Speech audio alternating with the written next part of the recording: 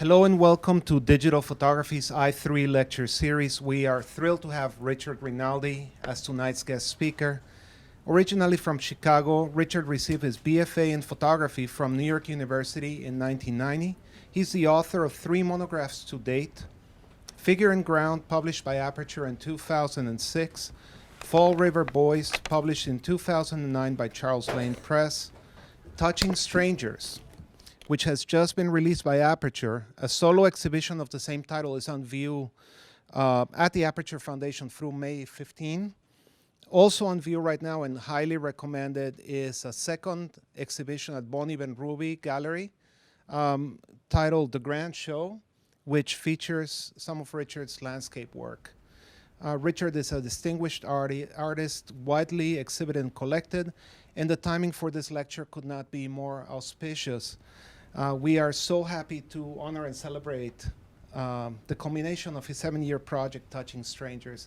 It is really quite simply one of the most moving, boldly original, and beautifully executed projects of the last decade. So please help me welcome Richard Renaldi to our lecture series.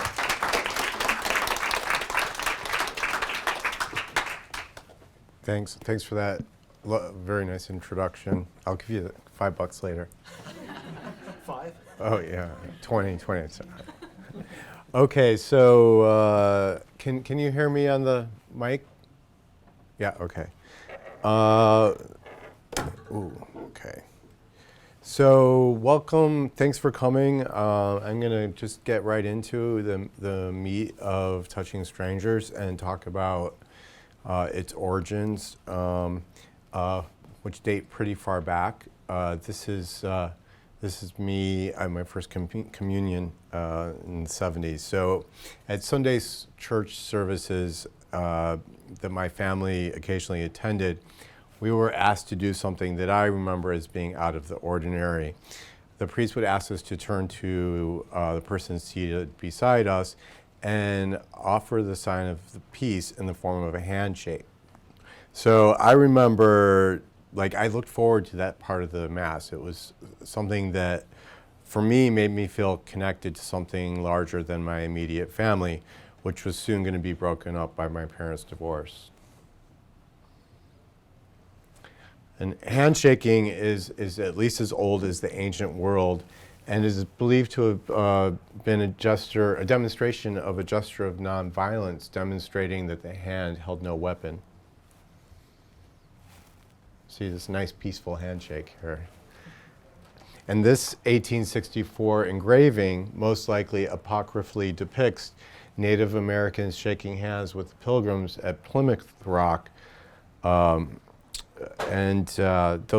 Sundays at church, those were my earliest memories of touching strangers. And I did not know it then, but I was participating in a primeval custom in which it was acceptable for me to put my hands on the body of an unfamiliar person. I grew up in Chicago, and I spent my teenage years living alone with my mother in a high-rise condo building along a stretch of Lakeshore Drive known as the Gold Coast. That was actually the very last building before you get to that sandy peninsula beach.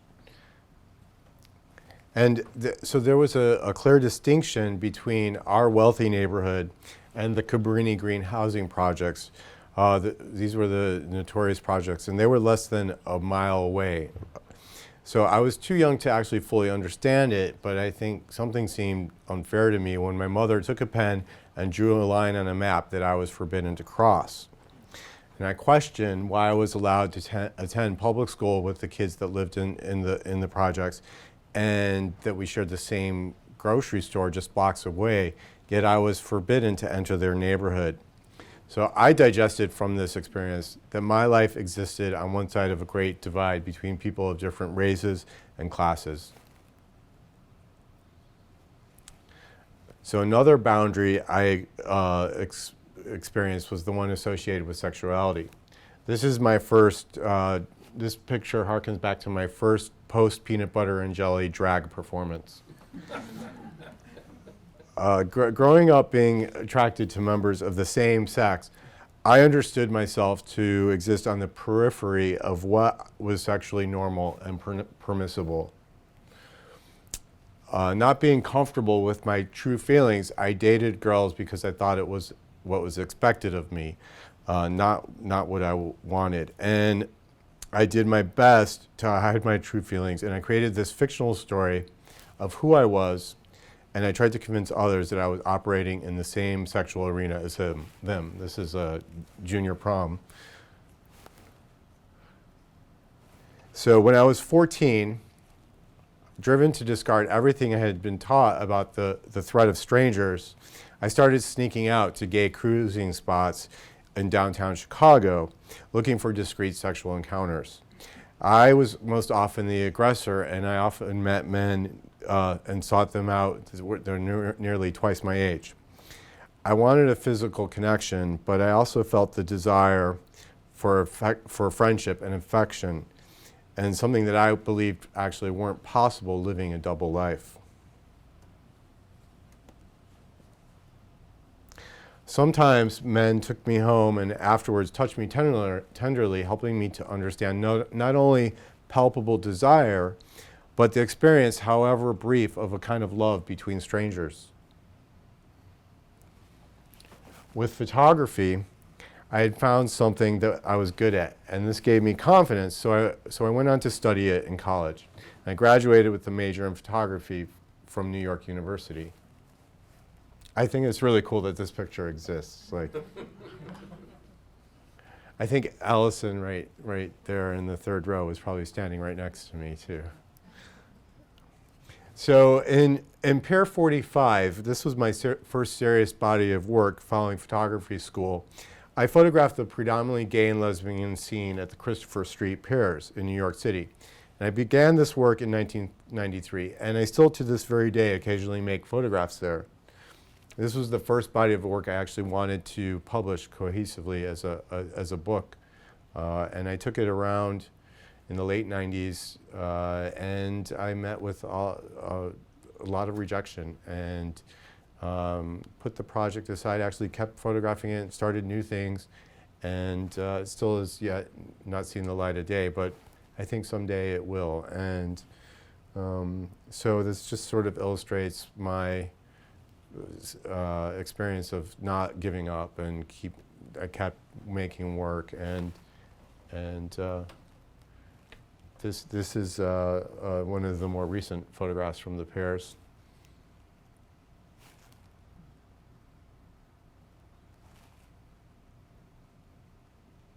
So the people hanging out there, myself included, had found a place where we could express ourselves freely and openly.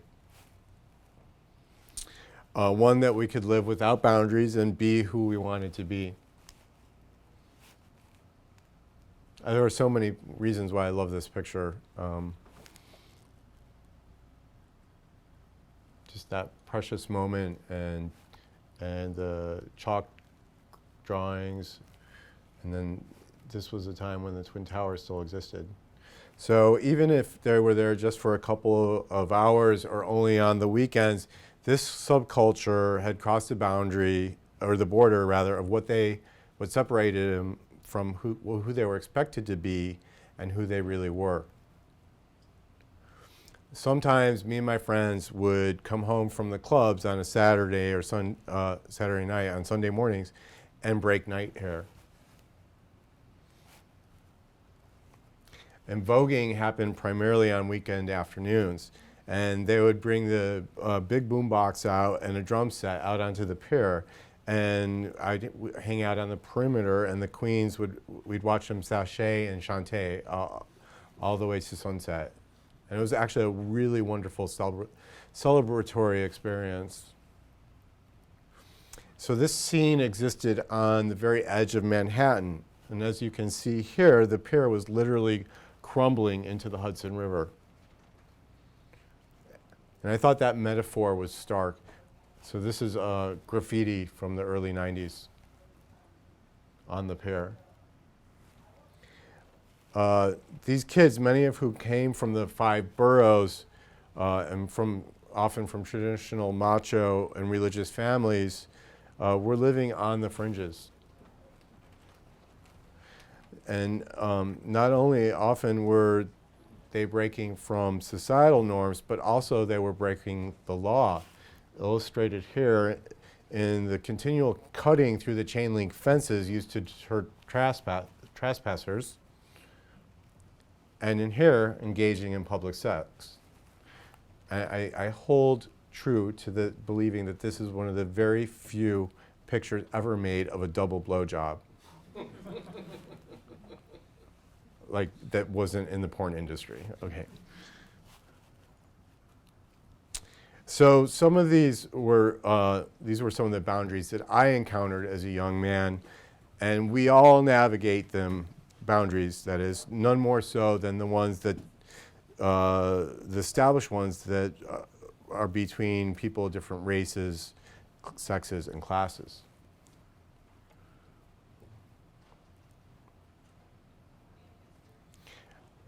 So I think whether we are aware of it or not, we cross these boundaries on a daily basis. And urban life in particular forces us into shared spaces with members of other tribes.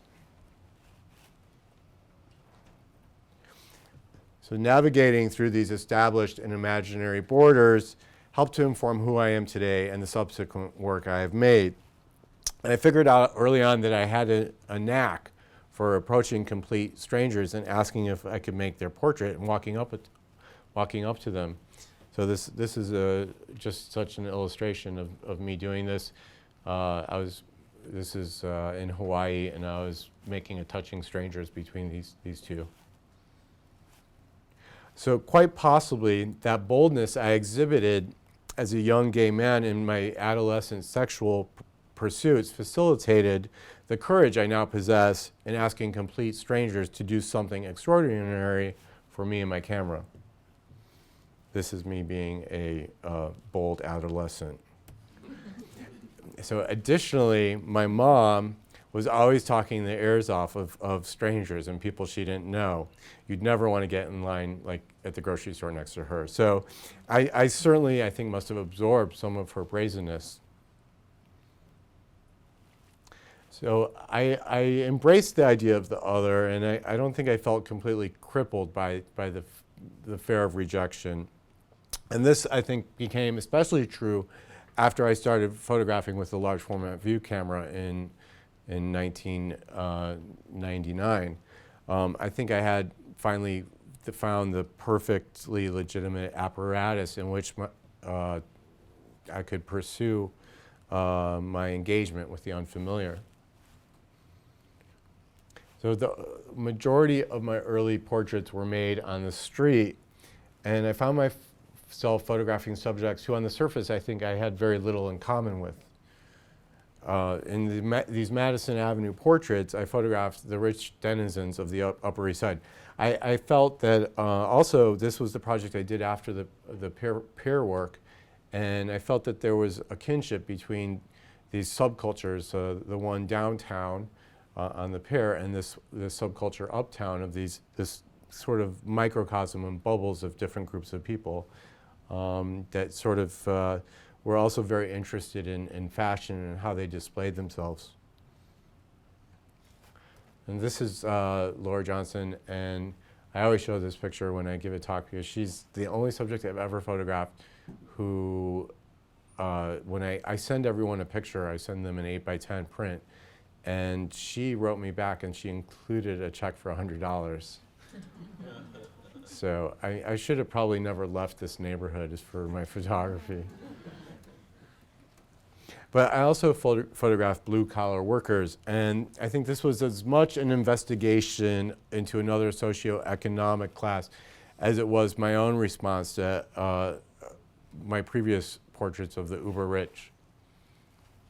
I was also looking at a lot of large-format photography back then, and I was inspired by the work of August Sander and his People of the 20th Century project.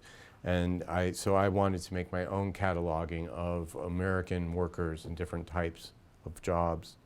So this is a portrait of Manny that I made in 2000, and he, very sadly, he died on 9/11 in the Twin Towers.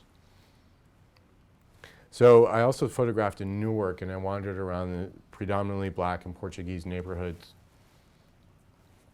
And I walked into beauty shops and groceries, approaching strangers, motivated by my desire to make portraits.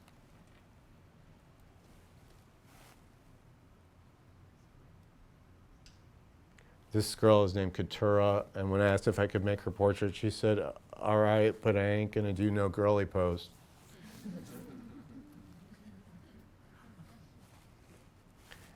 And this is a African-American Muslim in her Timberland boots, which was very fashionable at the time.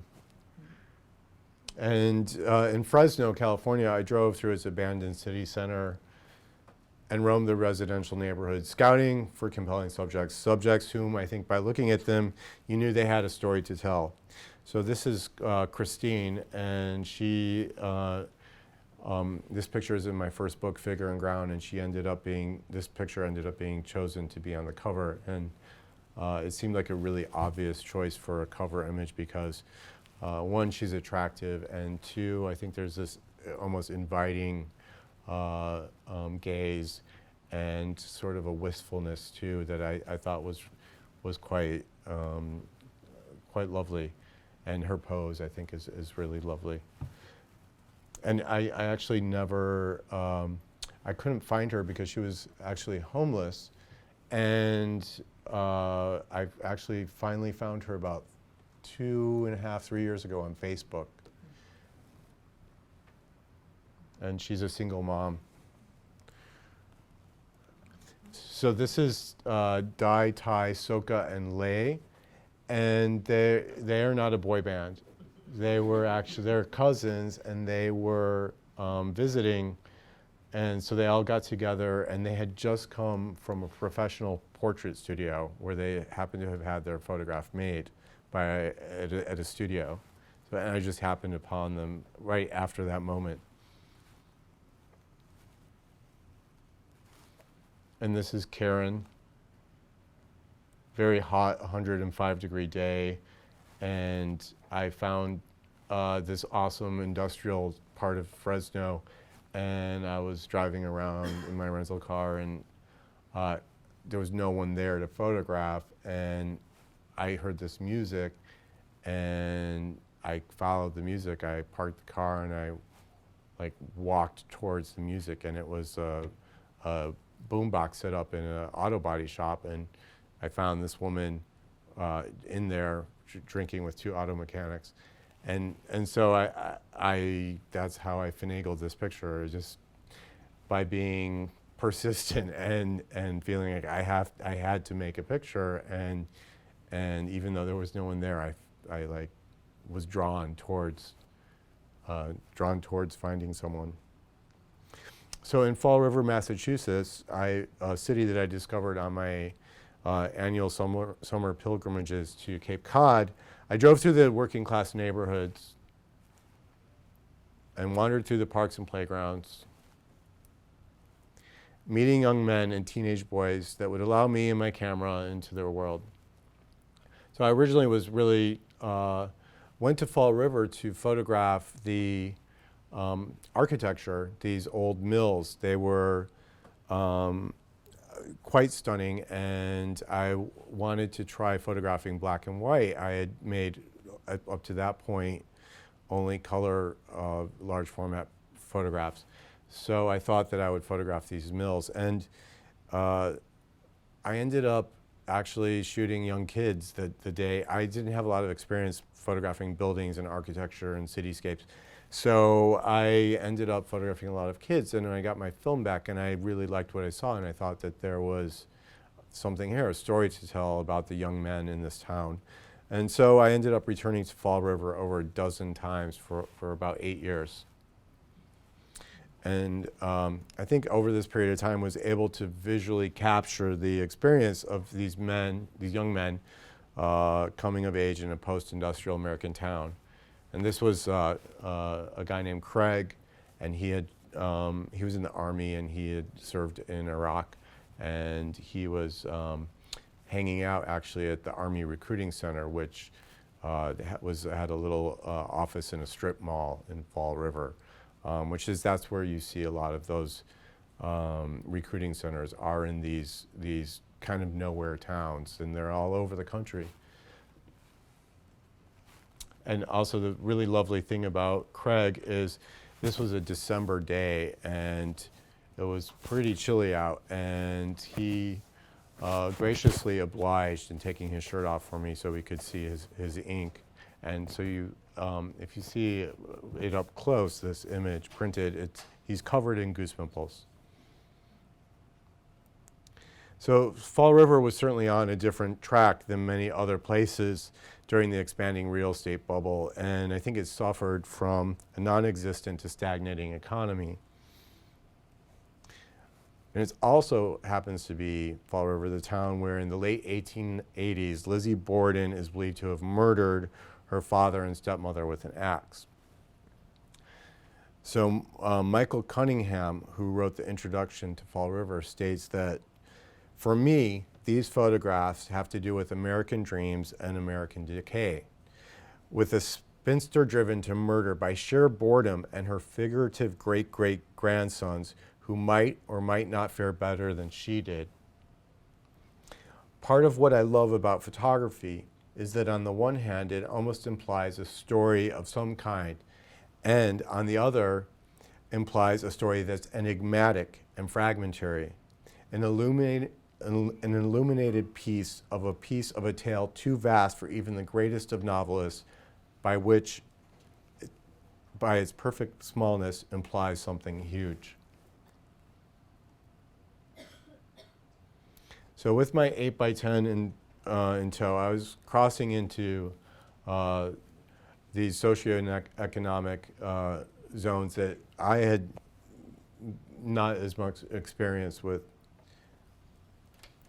So as a young photographer, these unseen connections between strangers in the city became, like the negative space between them became visible to me as the glue linking people and communities, binding each of us together. And so this is an image I made up on Madison Avenue when I was still photographing with an SLR. And I was always curious, actually, in Midtown when you're waiting at a stoplight and you see this group of people clustered together and you see them across the street, and the relationship between them and how they're connected. They're in this one moment of space and time together, and they look like they're connected because they're all standing clustered together as a group, but they're all strangers to each other. And I was always inspired by that, wanting to explore that relationship between them. So additionally, in 2004, I began a series of portraits called See America by Bus. And I traveled to Greyhound stations across the country, documenting the grueling subculture of transcontinental bus travel. And I hope to connect with these travelers, for whom the promise of America had proven illusory. This is Dawn, and this is in Grand Rapids, Michigan. And a lot of these pictures from See America by Bus appear in my first book, Figure and Ground. And they're spaced out because Figure and Ground is sequenced as if you're on a journey across the United States from the east to the west coast. And throughout the book, you see these occasional bus travelers. And the titling for each of the pictures is actually from their destination starting point to their ending point. So it was on these long communal benches in these Greyhound stations that I first confronted the unusual circumstance of asking people who were strangers to each other to pose together in one of my portraits. So, for instance, this image, the guy on the right was strangers to the couple on the left. And when you're photographing with a view camera, everyone is aware of your presence, so you can't make this kind of picture on the slide. You have to, I always ask permission of my subjects. So there was a challenge of coordinating two or more strangers in the same image, and that challenge appealed to me. And so in thinking, how could I expand on that idea, I thought of this. What would happen if I asked these strangers to touch one another. So that question became the genesis of touching strangers. And I was curious what the physical vocabulary would look like when a photographer approached strangers met randomly on the street and introduced to each other only moments before, and then they were asked to touch one another for an image. So I was very inexperienced, but with this was all new to me. It was a question, and I actually had the question in my head for like a year before I even went out and started making it. So with the making of these pictures, I wanted to know what would happen if I asked my subjects to reach beyond their comfort zone. This looks really green, this one. So I tell my subjects that I am making family portraits out of strangers, and that the requirement is that they need to touch someone they have never met. Much in the same way that a couple, friends, or family members would touch one another. This was in Las Vegas, Nevada, and this is Keebs and Beth. And I had met Beth in a bar across the street, and I saw Keebs and I saw the tattoo shop, and I saw the pink, the bright pink inside, and I thought, which is a little like maybe too contrasty on the projector, but I was so drawn to that background, and I went in the shop and I met Keebs, and he said he'd do it. And what I do is I bring an iPad with me, or if I didn't have my iPad, I have my iPhone, and so I have picture samples of the work, and I can show people and illustrate what I am talking about. So I think that helps make them a little comfortable. So Keebs said, okay, I'll do it, and his boss was like, well, he said he had to ask his boss, and she kind of begrudgingly said, okay, but just be quick, and which is often sort of the pressure I feel when I make these, that I have to make it happen quickly. And so then I went and looked for someone else, and there was no one else in the shop, so it was kind of Las Vegas. It was off the strip. It was in the old downtown, and so there was a bar, a Mexican restaurant and bar across the street. And I actually had asked someone first. I asked one of the waitresses if she would be in it, and she would have been an interesting subject too, because she was dressed in traditional Mexican clothes, very colorful fabrics, and so I was drawn to that color.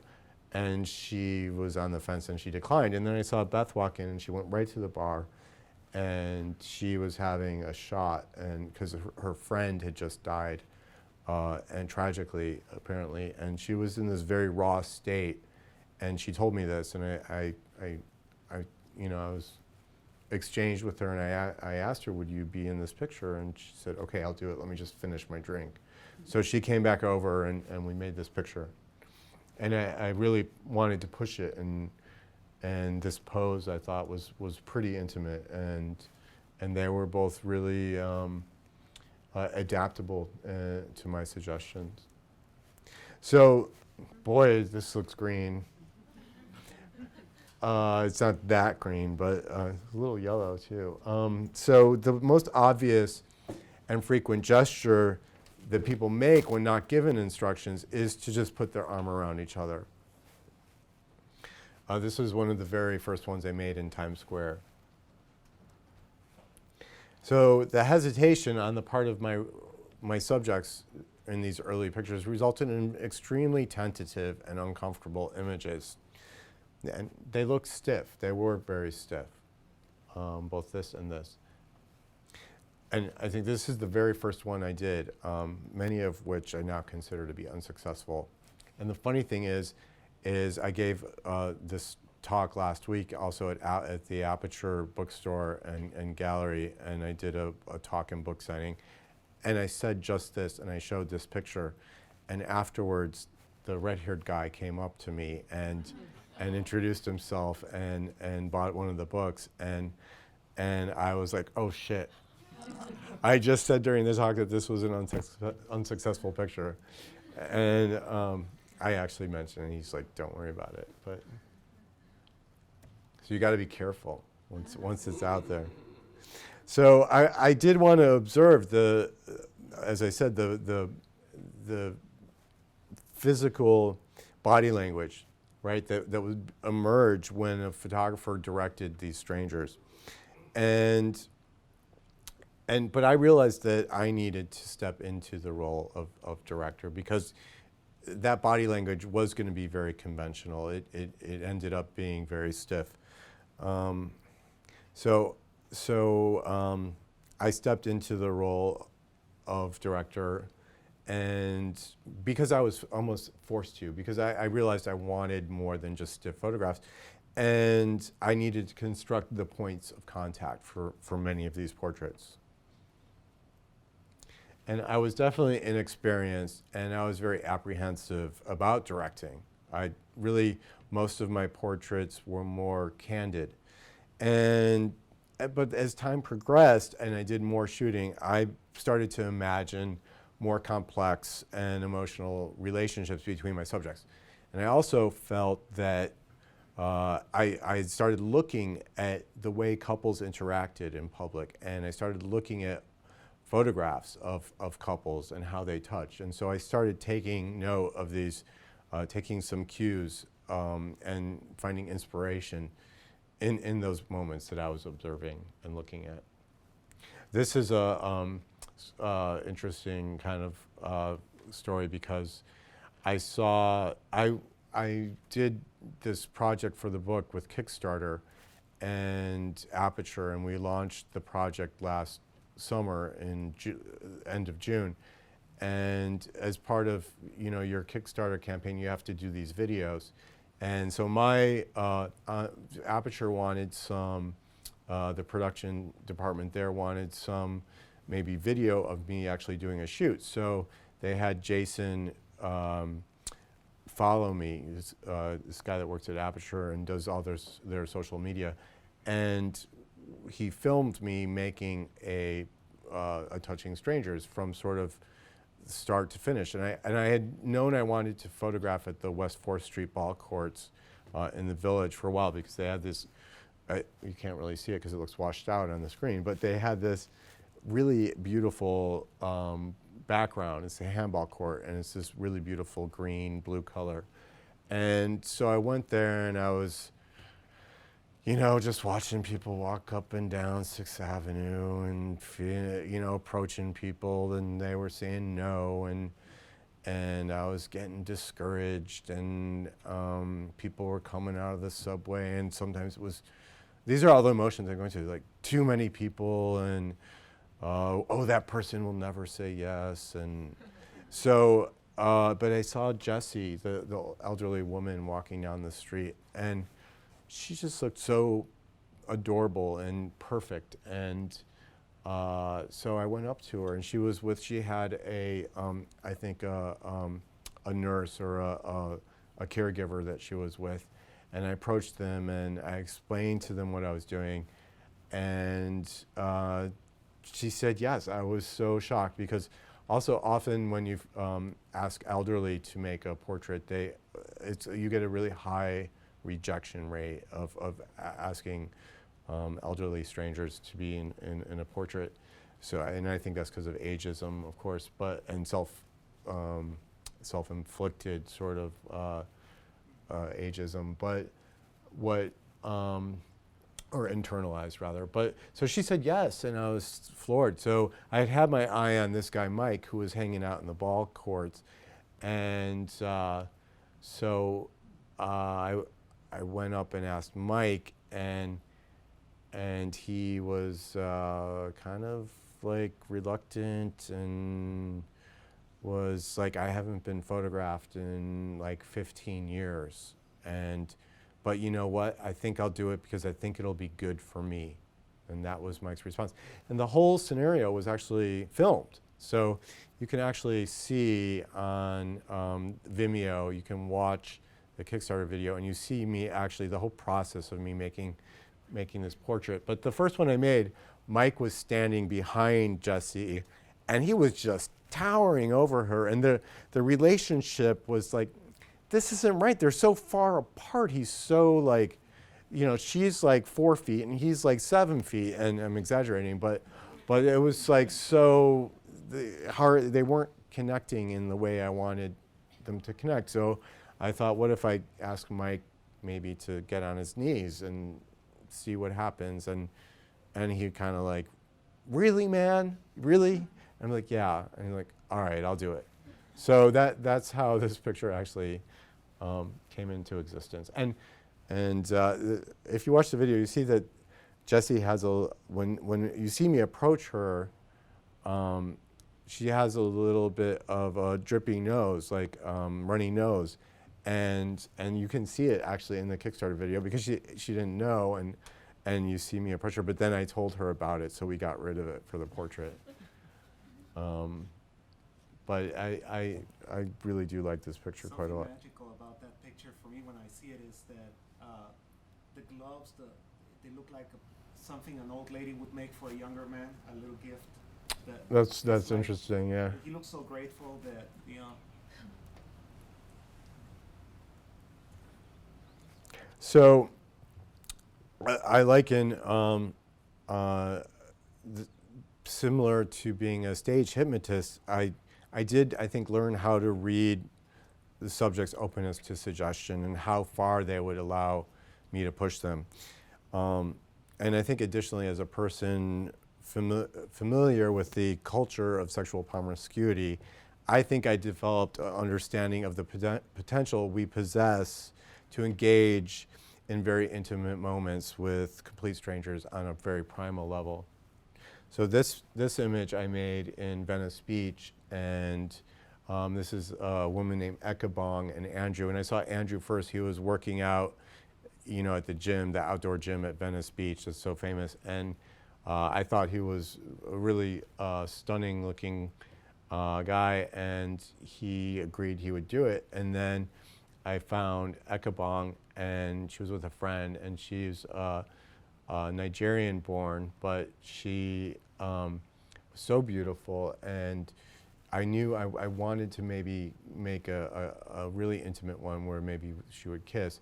And I asked her if she would kiss him, and she said, well, no, I can't. I have a boyfriend, but I'll give you, like, you know, anything but. And so this one turned out to be, like, she kind of gave me license to just really push her, and he didn't seem to mind, so. So I like I mentioned, sometimes there are all these variables, and the casting can be quite challenging because they're dependent on chance and timing and serendipity. And initially, I would set out to make an image and choose just whoever was there, like person A and person B. But as the project progressed, I became more and more selective about who I chose, as if I was for any of my other portrait projects. So a little story about this image is this couple, this was in New Orleans, and this couple I saw them walk into a restaurant called the Praline Connection, and this was in the Marinade district, and they were just so beautiful, and I loved the way they were dressed, and they were so elegant, and I thought, God, they would be such fantastic subjects, but they just like went into a restaurant, so I knew that this probably would take some time. So I actually went into the restaurant and walked over to their table and just was like some pushy guy, you know, like, but you know, I was courteous and respectful, but to just walk into someone's meal is pretty brazen. Like I said, I definitely, my mother, I'm gonna blame her.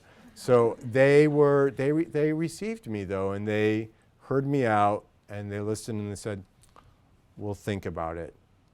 And they're like kind of like, now go away. And so I did, but then I was waiting outside, and I was like, oh, they're never gonna, you know, I'm gonna waste all this time and blah blah blah. And then so one of the waiters came out for a cigarette, and I started talking to him, like, so you know that couple in there, you gotta tell them they gotta do this. Come on, like, you gotta help me. And so I like really try and recruit, like I find all the powers that can be to try and sometimes make make this happen. And this couple looks like they might be reluctant to let themselves be photographed, and they obliged me. And then I found this sort of this hipster girl, and I think it's quite an interesting dynamic and an unlikely pair.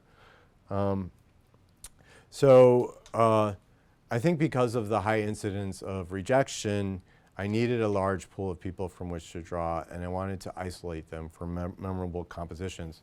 And also, the first subject had to have enough time to wait it out with me for me to find the second subject. And I can't tell you, there were many times when I lost the first person because I went looking for their companion and I couldn't find anyone. So I'd have to start from scratch. So I've asked my subjects to briefly subvert their expectations about personal space and public appropriateness. And in their body language, I think we read a large number of silent signals, often more than one present in each person, like tension, submission, rigidity, discomfort, and sometimes comedy. Now, this picture I made in Chicago on the lakefront. This was just a beautiful day along the lake, and I was there with my view camera because I was making a picture of my friend. And I saw this bridal party there, and I thought, oh, why don't I ask the bride to do as Touching Strangers? That would be really cool. But I felt so like I would be disruptive to her day, that this was a very special day, and that like it took me probably 15 minutes to build up the courage to just go and ask. And I did. And her bridal party, some of the bridesmaids were like standing next to her when I gave her my pitch, and they just kind of gave me the stink eye. They're like, "Get out of here! What are you talking about?" But the bride was like, "Okay, I'll do it. Sure, it sounds cool." And so she was on board, and then I went and found Xavier, and he was just walking down the path, and then what's funny is that their photographer ended up photographing me making this picture, so part of their wedding photos ended up being kind of meta.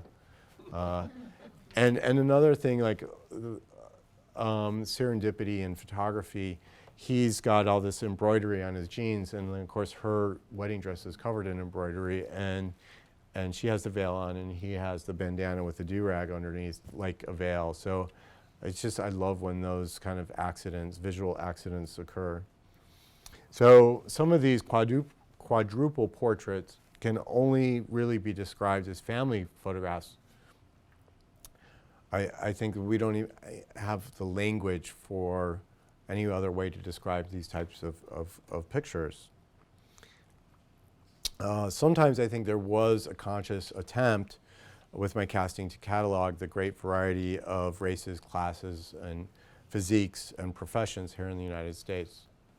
This image actually I made in Crown Heights. I had started the day in Williamsburg and was working in the Satmar Jewish neighborhood, and I had a New York Times reporter with me that day because they were doing a piece on the project, and he was tailing me, and I just met with utter and total rejection and suspicion. And then I stopped this one red-haired Hasidic man named Abraham, and Abraham worked in the photo industry, which a lot of Satmar Jews do, and especially in Chelsea in the photo district here. But he was very familiar with photography, and he was very much on the edge of saying yes, but he was worried that someone would see him doing this and take a picture of him and put it on Twitter, and that he would be then ostracized by the community. So, and just actually to prove his point, about 10 minutes later, while we were still trying to get him to do it, a car pulled up, and these guys just started like looking and kind of like, you know, being suspicious. And so he didn't agree, but he suggested I try going to Crown Heights, where there's another community. And so I did, and within like 2 minutes flat, I met Shalom, who was very agreeable and said, sure, I'll do it, and just no girls, which of course I knew that. And so this picture came together that way. And sort of what's interesting about this picture is that I didn't know that I was going to cast him with an African American necessarily, but you know, Crown Heights is a mixed neighborhood, and it has a history of racial tension, and there were riots there in the 90s. So this picture really kind of takes on an extra layer of significance because of those two communities being at each other historically in the Crown Heights neighborhood.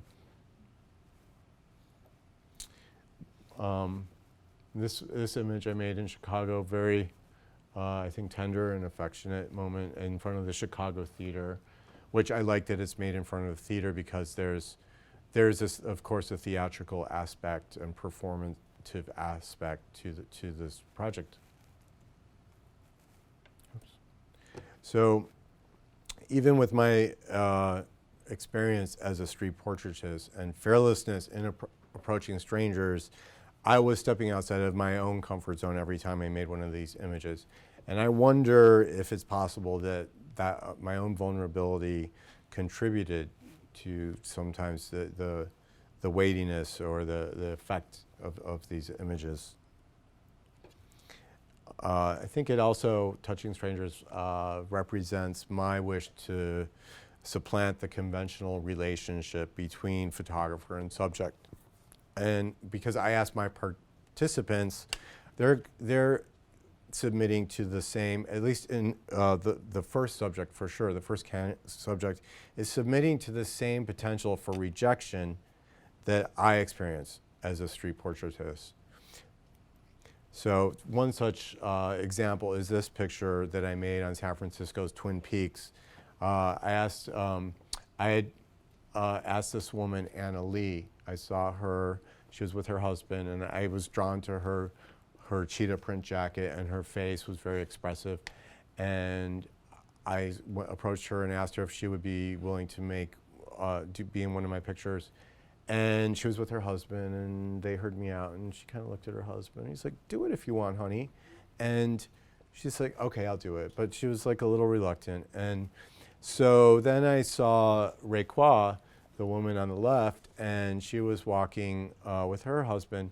And I had been trying, I think I had tried 4 or 5 times prior to cast a traditionally dressed Muslim woman in one of my photographs because I really wanted to bring, like I said, there was a conscious element to do some cataloging of the different types of creeds as well. And so they always said no. And I kind of expected this woman to say no too. And she was with her husband, and I approached them and gave them my spiel, and they were very polite. And he like gave her the cue that you can, do it if you want, which is just what Anna Lee's husband said. But Raekwon said no. She said no, thank you. And I'm like, are you sure? I do my plea, my begging, and get on my knees. And so I went to go dejected. I went to go looking for another partner for Anna Lee, and I heard someone say, "Hey, photographer," and it was Anna Lee.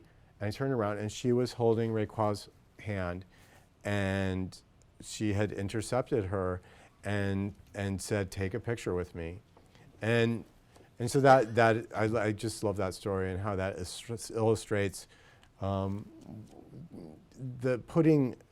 turning the tables and giving my subjects their, that they would experience some of that the same.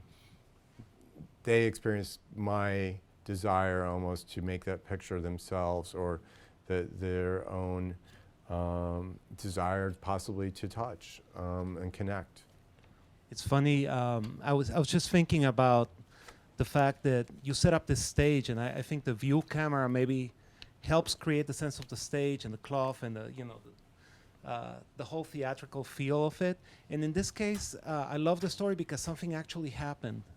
I mean, I think we'd maybe try to read into these situations a narrative, even though rationally we know that they're strangers and there is no story.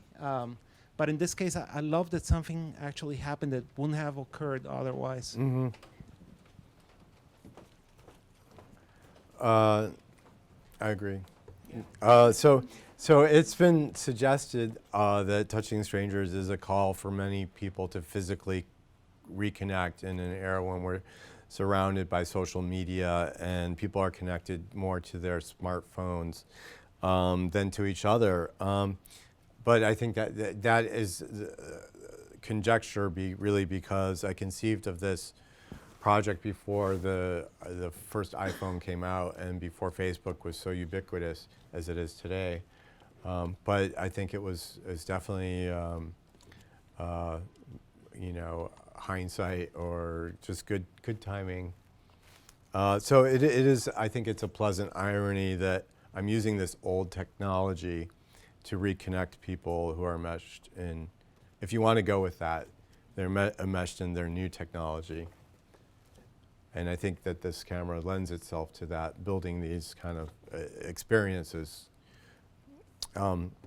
Also, I think if you ask any massage therapist, they will tell you that there is a healing power, the potential for healing with the power of touch. And also, in accordance, scientists have found that there's this hormone that's released into the bloodstream when you hold a person close or a friend. It's called oxytocin, and it stimulates touch receptors under the skin that can lower your blood pressure and cortisol levels, which effectively result in reducing stress and resulting in health benefits. So the moments, though, that I did capture in Touching Strangers, they were orchestrated, and we kind of tend to read photographs as a document depicting some real-life truthful event. But the reality, I mean, these pictures kind of blur that line between reality and fiction and documentary and stage photography. I mean, these pictures were fictional and spontaneous relationships acted out as a street performance in front of my 8x10 camera, and also the participants did not know each other and they will probably never meet again. And yet, these photographic records of contact between two people permanently exist as a connection that was made between human beings, all strangers to each other. And often when I completed making one of these pictures, there was this, I think, a sense, and I think it was a mutual sense of feeling that something rare and unrepeatable had occurred. So viewers of Touching Strangers, they imagine their own stories about the relationship in the photographs. And I think this is a natural and intuitive response. I think the human mind exercises an ancient impulse to delineate the boundaries and the bonds of human interconnection. And interestingly, someone once wrote to me, one thing that stood out while looking at your photos was the stories I came up with about their relationships and histories. Even knowing that the people are complete strangers, I still wanted to make sense of who the people are to each other. And to add to that, Teju Cole, who wrote the introduction in the book, talks about how we often make up like we speculate about strangers when we're people watching, and you see maybe a couple at a cafe, and you're wondering what is their relationship and how are they connected, and we do that a lot in public. We want to kind of understand the connections between people. So I think also, though, that Touching Strangers might, besides all that other stuff, it might be about my own search for intimacy and the quest for something missing from my own upbringing. I think it was an attempt to maybe visually articulate and to cross the unseen boundaries that separate us from each other. And I think I wanted to recapture the sentiment I felt on those early Sunday mornings at church, and the feel of the touch of those strange hands. And I think it's not wholly an accident that this personal exploration rippled out and has connected me with a much wider audience and made people respond to what I was doing, so there would be more connections. So I think that's somehow where it's coming out of, is this my own personal story and search. And I think what initially was for me this experiment of human behavioral psychology, it's often sort of for the viewer something quite different. Sometimes people wrote to me that or told me that the photographs moved them to tears. This is actually one where I can understand why that would happen in particular. And I think other people have told me they find the project disturbing, which is this one people have told me that they find it very disturbing, which is interesting that it ends up on the cover of the book. But it was a very, from a graphic point of view, it's a very strong graphic image, and both very attractive and inviting kind of looking people. So that was sort of a no-brainer for the designer. And actually I checked it out with another designer who did my first book and did some books for Charles Lane Press, and without giving him any knowledge of what cover was being considered, and he chose the same image. So it really made me feel pretty sure. And interestingly, there was some debate about whether we were choosing the right cover or not, and we'll never know now. But maybe we will if we do a second printing. So all of you have to buy the book. That's why you're here. So anyway, when I ponder why these photographs resonate, I think perhaps the answer lies in that I've engaged in this artistic and sociological endeavor that itself has inspired for people to see the connections between us. And I think that, in a way, maybe touched a nerve, and why the project went viral last fall. And I think these connections we share as members of the human family. And no matter how dysfunctional our big human family is, because I think there will always be wars and violence and crime, I still think we possess the extraordinary capability of creating bonds between one another. And I think there is the undeniable potential for every stranger and every passerby to become a lover, or partner, or friend. So that's pretty much my talk, unless we want to, I think we're going to do some Q&A, so we can continue with that, and I can expand on any of the pictures you want to expand on, or any themes or subjects or whatever. Do you have all the people sign model releases? And if so, do you ask them beforehand or afterwards? And has anybody ever turned you down to sign a model release? No one's turned me down. Maybe once years ago with another project. But I don't need a model release. I just get them because it's a good way of keeping track of everyone in the picture, and I use paper, and I always get someone's address so I can send them a copy of the picture. And my release specifically asks for only editorial and artistic use, which I don't actually legally need, but that's what my release says. I'm not looking to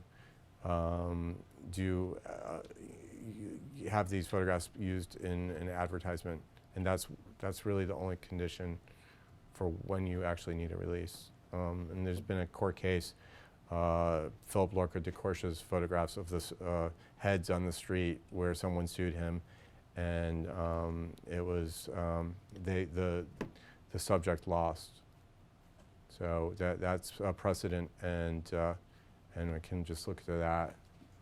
But it's a nice way to, it's nice to, if you have the time, to share what you've just. I look at people that stop and let me make their picture as a gift and something that they've given me, and I can't pay them, but I can. I would become prohibitively expensive to pay them as models, but I can send them a print as a sign of my gratitude, and I do that to this day. So, and I don't do that all the time. If I shoot someone with my iPhone, but I'll send them a JPEG of it. I'll get their contact, and if they want. So, yeah. Anyone else?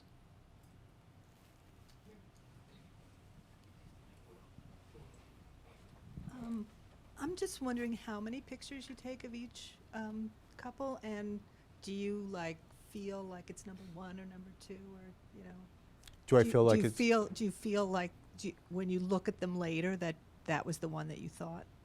Oh, not always. Sometimes there's surprises, right? I always think it's like Christmas morning when I get my film back. It's really, you don't know you're gonna open up, kind of, and there's this anticipation and excitement, and because I don't get contact prints, I still have to scan the negative, and then I really know. But And how many pictures do you take of each? for the touching strangers, 2 to 4. When I photographed figure and ground, my early work, often there's just one. And sometimes they're not successful. But 2 to 4 for the touching strangers. I made 170 pairings over the course of 7 years. And there are 73 that were chosen for the book. And I think 90 or 95 were successful of the 170. That's pretty good. Yeah, I think it is. But I had choices to choose from, and that's why I amped up my shooting of doing at least 2, sometimes 4.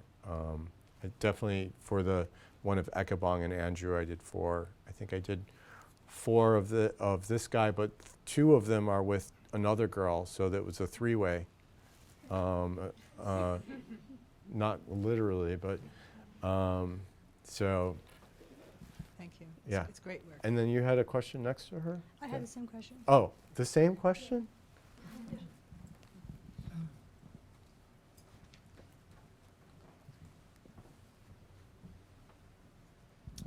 Hi.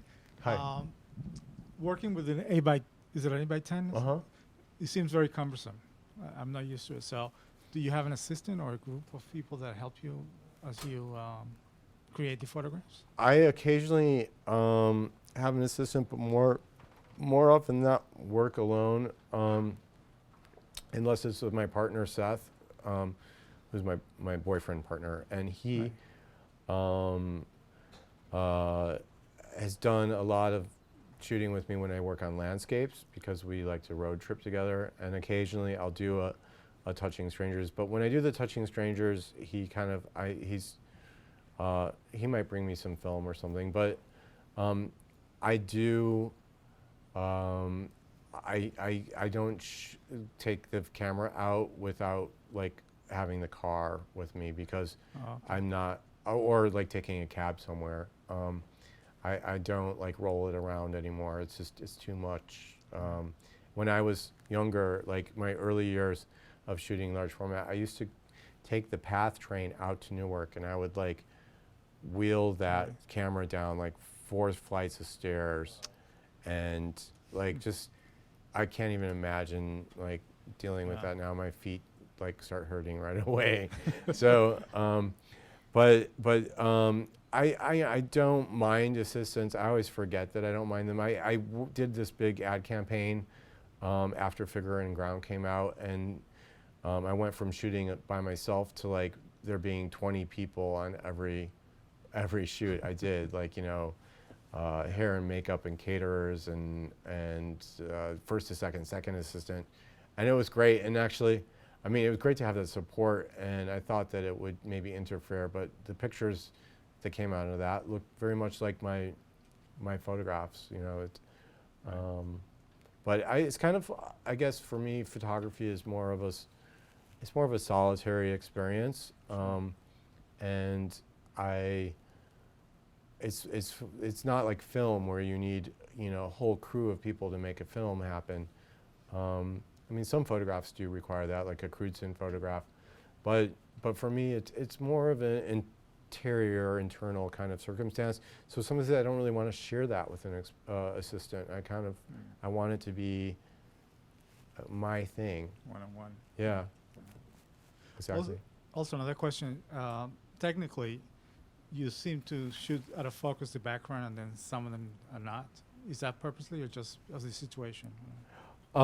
It's the situation in general. Portraiture, I tend to like to let the backgrounds go soft, and I tend to shoot in open shade.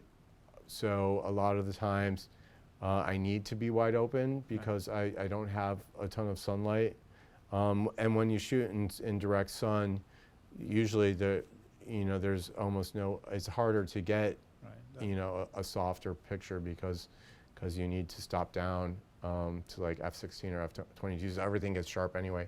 But I've always like the only. I mean, I'm not that. I'll still use the sun sometimes. Sometimes I'll let it dapple. But direct sunlight, I haven't really shot that much other than my very early work on Madison Avenue. I was using direct sunlight and using a reflector. But in general, I feel like people look better and their features are more complemented with open shade. Someone in the back? Oh, okay. Have you considered about bringing this project to other country? Because I think it's gonna be very interesting to see this project maybe in like Japan, China, or Thailand. You can see it because Coca-Cola ripped off the idea and did a commercial in Shanghai that has like a cute little jingle that I can't get out of my head when I hear it. But and they actually even recreated like one of my photographs exactly. But that's really not your question. I have done not a lot. I photograph when I travel, but the only project I've done while traveling is a project called Hotel Room Portraits, which is a self-portrait project of me and my partner in hotel rooms, and we've been doing it for like the last 14 or 15 years. But I've never done a project per se in another country. And people have asked me just this question about touching strangers and the cultural implications of how people's sense of space is different, especially in like Europe and Asia and Asian cities where your personal space is so much closer and cities are more crowded than even here. And I think it would be interesting, but I feel, I guess, intimidated by my language, that I only speak English, and I could have a translator with me, but I have been thinking lately that it would be interesting to do a project outside of the country because so much of my work has been focused on America and American life and people in America and towns in America, and I think that I felt comfortable because I've identified a lot as with the people here in my country and my experience, and I felt like that I had more authority to comment on my own culture. But I think that I am shifting a little bit in my thinking, and that I think it would be fine because let's face it, it's Earth Day and we're all global citizens, and I think of myself as being connected to people everywhere. So I think I can make work that touches people or can comment on a human experience. But I generally feel through with touching strangers. I'm been commissioned to do a 2-week run of shooting new Touching Strangers in Cincinnati this summer that will then that will be regarding strangers on public transportation, and then those pictures will be actually put on the city bus shelter light boxes all over the city in the fall. So I kind of couldn't say no to that, even though I feel very creatively right now. I feel like Touching Strangers is something that I'm kind of closing closing that chapter of work, and ready to kind of move on or pick up other projects that I have been working on. So. Thanks for the presentation. I think you've done a great job at showing the evolution of the work since its beginning and its original ideas. I was just wondering if you have had the opportunity to see the video that Melissa Cocker from this fashion label called Ren did that went viral. Who didn't? And and I was wondering, No. what did you feel having had your project happen many years before, or if you were in touch with them, or if you knew if they saw your project? I can only speculate, and I speculate that they did see it, and I speculate that because it was, my project went viral in October, so like millions of people saw it, that YouTube video of the CBS piece last summer. But I felt when I watched, I woke up that morning and like 3 or 4 friends had sent me messages on Facebook do you have to see this, and in some of the threads that I read, people tipped their hat to me. So I felt very flattered and that acknowledged that there was, if I had some influence, people that knew of the work acknowledged my influence, but I thought my own impression of that video was that I thought it looked very commercial, and before people found out, the next day, I think it came out on Gawker that it was an ad for a clothing company, and then people got mad, and then people also mocked it, but I thought that I had thought of doing this similar thing for the Times Square Alliance on the Jumbotrons for this 5 minutes to midnight thing, and I sent them a proposal in October, and I thought about doing a kiss inspired by the Alfred Eisenstadt VJ Day image, and I thought about doing it because the Times Square Alliance is in Times Square. I thought, well, what is Times Square? It's also Broadway, and I thought it would be cool to do a kiss on a Broadway stage with a room full of people like this, and they were all aware that they would be asked to potentially kiss a stranger, but it would be totally random. So I imagined it in my head as a spotlight would shine on one person and then another person, and they would have to come up, meet on stage, and make out. And the Times Square Alliance told me that just to open a Broadway theater costs $15,000 to turn the light on because of the unions. And I thought, well, maybe I could do it in Times Square instead, and by the benches, by the TKT booths. And then I just got so busy with production of the book, I dropped it, and this girl beat me to the punch. And I was like, oh, fuck her. But, and she got 40 million hits, and it would have been amazing for the book if I had actually made that come together. But I thought that it would be more interesting. Everyone in that video was attractive, relatively attractive. And another thing that bothered me was there was a gay couple, and they were totally awkward with each other. They showed everyone else. I guess the 2 women were kind of normal about the way they kissed, but the gay guys were just hugged, and I thought that was kind of lame. And everyone was too attractive. I would have wanted to see, and it would be really hard to orchestrate this more randomly, because those were all paid models, and I believe they were strangers. But I think it would be interesting to pick someone that was much older and someone younger, and for them to have to really step out of their comfort zones. I think when it's definitely awkward, and that video touched a nerve with people for sure because it's the first kiss. But I thought it would be more interesting to even push it, like to push sort of some differences and physical differences, and also maybe make some that are really like sexy too. And I think it was interesting. I think some of the ones mocking it were funny too. Like it was a first hand job, and there was another first poop, and like literally people could mock it in like an hour, you know, just a white seamless and a video camera. So I mean, I generally think that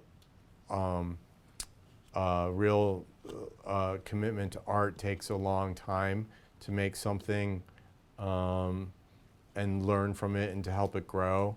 And so I don't know, of course meaningful art can be made in a day, but I in general think that you know, work, especially photographic series, take time to grow, and good films take time to make too. So something that can be made so quickly, I don't know. I didn't mean to ponder them at all. I just wanted to hear your opinion. Yeah, so these are all my thoughts. I've clearly thought about it.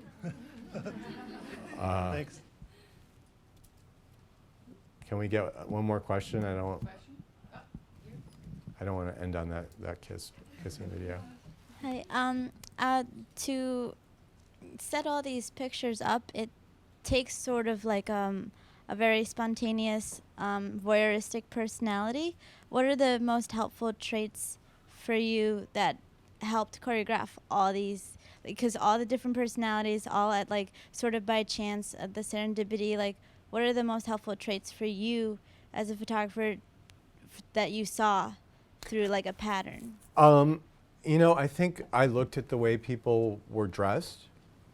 I think I looked at their gait, how they carried themselves, and you can, I think, really actually tell by someone's gait and their posture whether they're more open or not. And I think that's definitely something I looked for and learned to see. And then also neighborhoods, like areas, like, you know, I did the one of the double kiss. That was in Dolores Park in San Francisco. Historically a more hippie kind of, you know, countercultural neighborhood. So just knowing places that would be more open. But, you know, I did some of these in rural environments too. There's one there's one in the book from rural Colorado and rural Utah. And so I think it's important that I covered not, you know, I didn't go just to one zone, like a comfort zone of a very, like, you know, hippie neighborhood. I actually did a couple at the Burning Man Festival in 2009. And one of them I like is kind of sexy, but the other one was like, they were doing that like hippie kind of like touch like this, you know, where you touch each other like this. And so I have this one image where there's two people kind of doing this contact, like spiritual touch thing.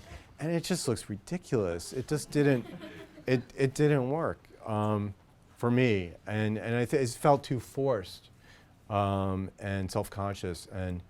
And that was something I really tried to make my subjects more comfortable rather than self-conscious as this project progressed. So. All right, well, feel free to come up and say hi to Richard in person. We have books. Thank you, Richard Renaldi.